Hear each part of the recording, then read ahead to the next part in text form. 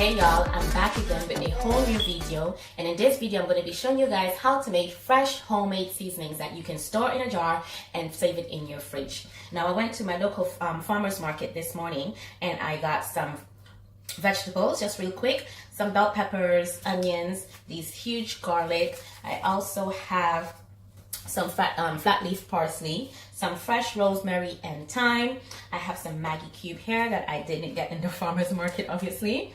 I have some green onions, I have coriander and celery stalks. So along with the fresh seasonings, I also have adobo. Adobo, you can get it in your local farmer's market. However, if you don't have adobo, if you can't find it, it's not the major ingredient in this seasoning. I also have vegetable oil and a couple cups of water in the back there.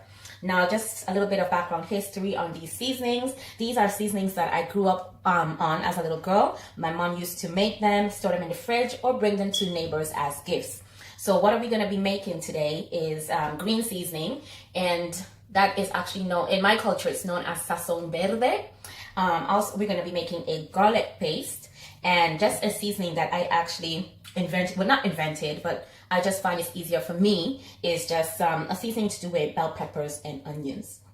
Now, to make these seasonings, you're going to need either a food processor, a blender, or a mini food processor, whichever one that you have on hand. Anyone will do. So let's just get into all of this. I'm just going to start making some space here. And I have a bowl as I'm going to start chopping up the vegetables that I'm going to be using for the first seasoning. Put it in here, and then we're going to give it a good wash and then start putting it in the food processor.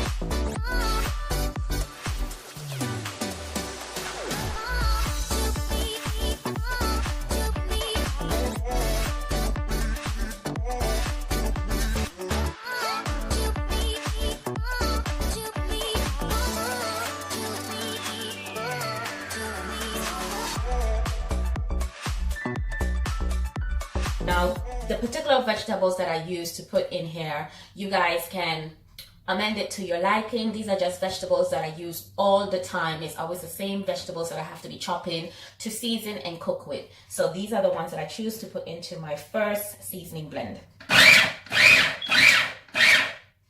All right, guys, so I got this all blended down to the consistency that I like. It's kind of one of those pico de gallos that you use for your nachos or for your guacamole to eat with tortillas.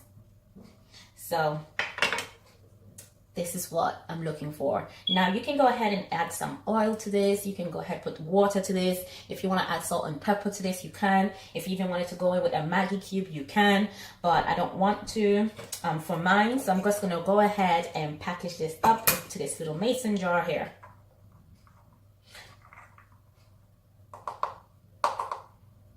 So my first homemade seasoning blend is ready. I'm just going to go ahead and pop this to the side and start getting the other ingredients ready for my second homemade seasoning. Second seasoning blend, it requires lots and lots of garlic. So I'm just going to go ahead and start cutting these up and get them ready for the blender.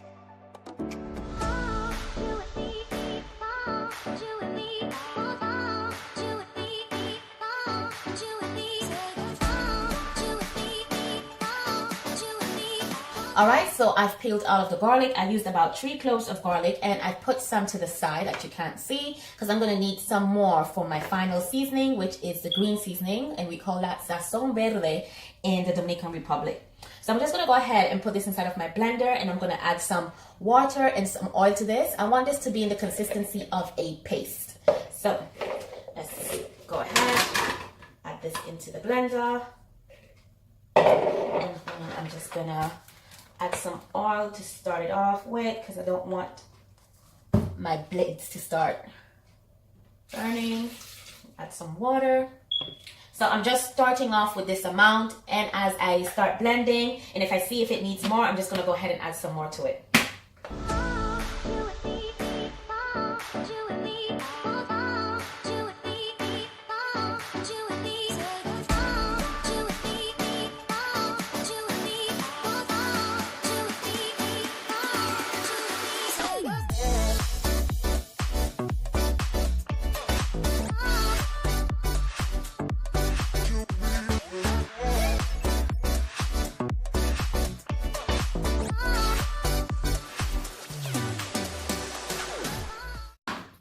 And this is perfect, guys. If you guys can see this, let me see if I can show you through the camera. It's a perfect paste. Look at that. So I'm just gonna go ahead and pour this into my next mason jar.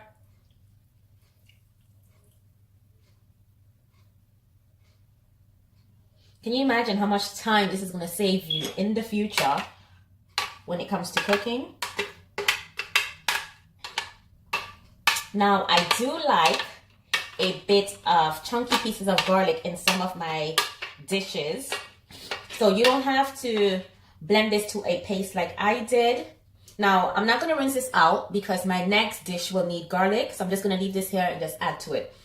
So what I was saying, like, you don't need to blend this down to a paste like I did. You can literally pulse it and have little chunky pieces of garlic.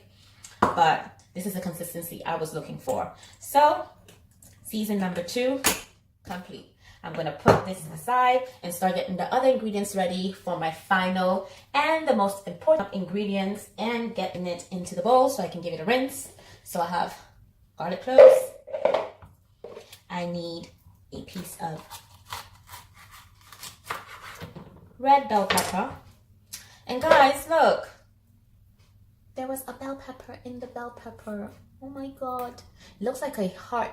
Like this is a chest cavity and this is the heart in there. Boom, boom, boom, boom.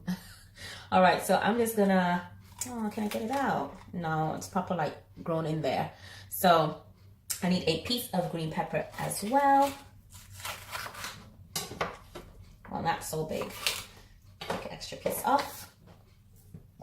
Onion, so I'm just gonna pop that in there and peel off the other side.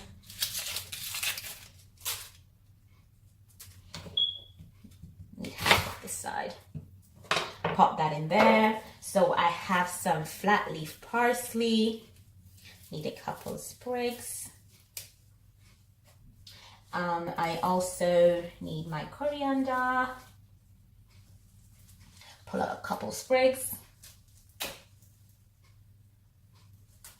I want to get the stem as well, so I'm just gonna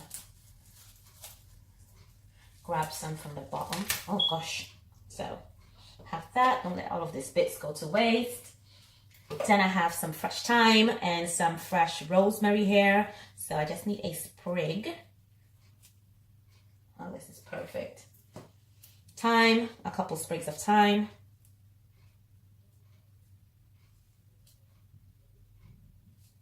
Just like that. And last but not least, stalk of celery. So you want all of this. You want all of that. Make sure you get to wash your celery really proper down in the roots, because they carry a lot of dirt, especially when you're getting them fresh from the market like I did today. So just gonna get another sprig. I was looking for one with leaves on it. So I think that should be enough. So I'm just gonna go over to the sink and get all of this washed up. So I'm gonna start dropping them inside of the blender, just like that. Just get all of that in there. Gonna move this out of the way. Bring back my trusty blender. Secure that right in there.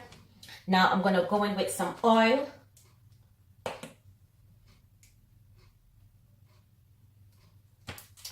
And a splash of water.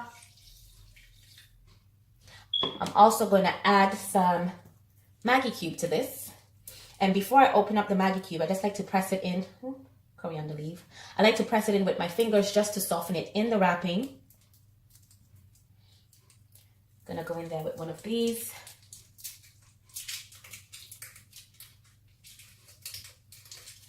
And I'm gonna shake up some adobo inside of it.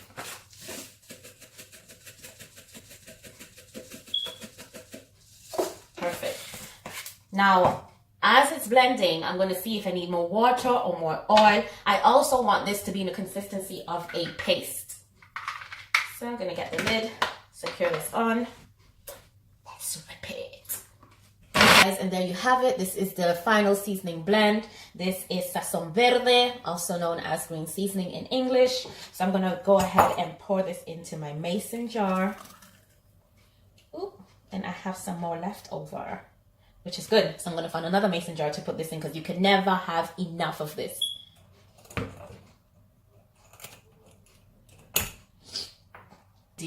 So here you have it, my 3 healthy, fresh, homemade seasoning blends, all made with ingredients that you can find in your local market. Now this one is the garlic paste that we made earlier. You can cook everything and anything with this. This is the bell pepper, onion, and cloves, garlic cloves seasoning blend. I put this on everything. This is something you can also use for your tortillas and you can use this on salads as well. And this one here, the green seasoning, which is Sazon Verde. This one is mostly or mainly used for red meat. So if you're gonna use it for steak or beef or oxtail, you can put this on chicken as well. So this is a good seasoning blend to use for meat. However, you can put this into your pasta, you can put this in rice. So just don't limit yourself to using this for red meat. So I hope you guys enjoyed this video today. And if you make any of these fresh homemade seasonings, do let me know how it comes out and share us a picture because I want to see it. So I'll be back again with another video. And once again, thank you guys for watching.